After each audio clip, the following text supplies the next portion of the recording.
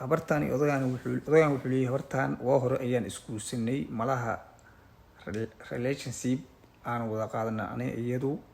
muddo qurux badan ayaan soo wada qaadanay ina uga markada waxay leedahay beautiful words ayaan soo marnay aad iyo aad ayaan soo fiicnay laakiin waa kala duqownay ilaa iyo haddana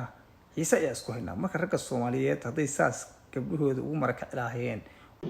salaada ninkii dayacay heerkiisa uu dayacay mas'uuliyad hadduu hayana uu dayacay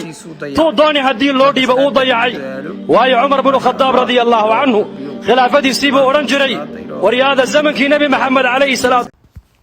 habartaan odagaan wuxuu leeyahay habartaan waa hore ayaan isguursanay malaha relationship aan wada qaadanay ani iyadu muddo qurux badan ayaan soo wada qaadanay ina uga markada waxay leedahay beautiful words ayaan soo marnay aad iyo aad ayaan